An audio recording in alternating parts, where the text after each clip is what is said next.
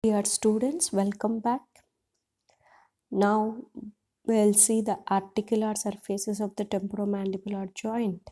In that, first you should know about the mandible. In this, the mandible is a horseshoe shaped bone.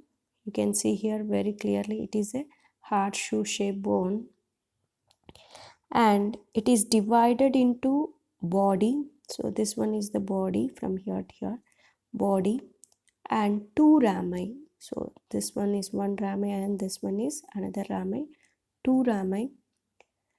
And this two rami join, the two rami join with the body at an angle called as mandibular angle. So the ramus join with the body at an angle that is called as angle of mandible. And the articular portion of the mandible is this mandibular condyle. It is having a condyle at posterior superior. This one is posterior part. So posterior superiorly it is having a condyle called as mandibular condyle. This mandibular condyle is articulating with that of the temporal bone. So in that mandibular condyle also only the anterior portion of the mandible. So only anterior portion of the mandibular condyle, not the entire condyle is articulating with the temporal bone. Only the anterior portion of the mandible is articulating with the temporal bone, and this anterior portion is composed of trabecular bone. It is composed of trabecular bone.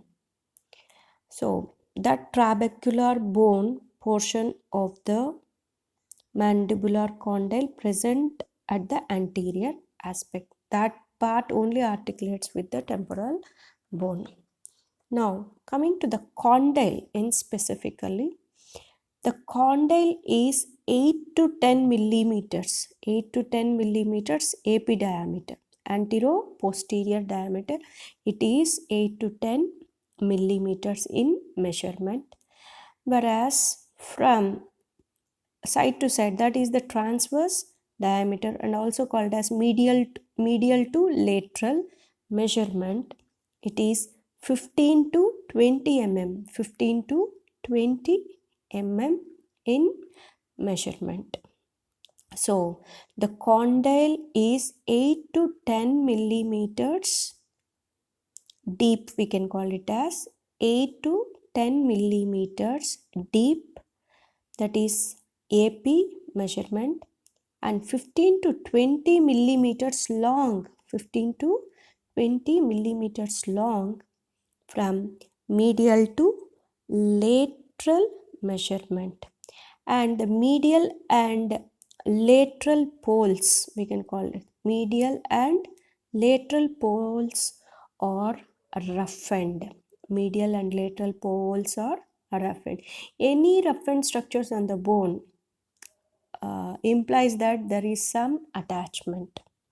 Okay, and if you see the lateral pole, if you see the lateral pole of the mandibular condyle, this is almost continuous, or you can call it as almost even with that of the rami, lateral aspect of the rami. But the medial pole projects, the medial pole projects much farther medially. That means the medial pole is not continuous on the medial aspect with the ramus. It will project some part medially and then it continues with the ramus. But in the case of lateral pole, it is almost even with that of the rami of the mandible. Okay, so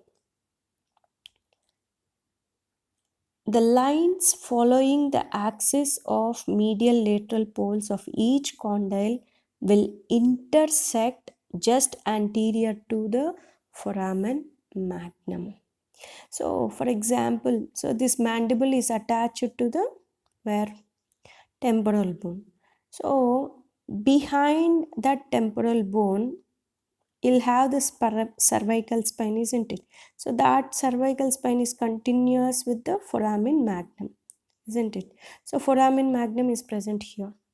So if you want to see the axis for these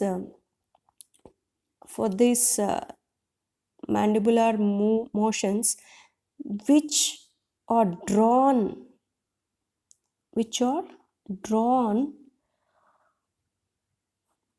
from medial to lateral poles of each condyle, from medial to lateral poles of each condyle, medial to lateral poles of each condyle will intersect. So these lines will intersect in front of the foramen magnum. So will intersect towards the in front of the foramen magnum. Okay, we can call it as anterior to the foramen magnum. Okay, anterior to the condyle, anterior to the condyle. So this one, anterior to the condyle, and another projection is present, and another projection is present. So this projection is called as coronoid process. What do you call? This projection is called as coronoid process. This is coronoid process. Okay. In closed mouth position, this process sits under the zygomatic arch. So this process sit under zygomatic arch. So you'll get a zygomatic arch here, isn't it? So it will sit inside the zygomatic arch. So when you open this mouth, so this will come below here. So at that time we can palpate this coronoid process during opening of the mouth, and this coronoid process serves an attachment for the temporalis muscle. Okay, and this condyle of the mandible articulates with the temporal bone. So where it is exactly articulating, we will see in the next video. Okay, thank you.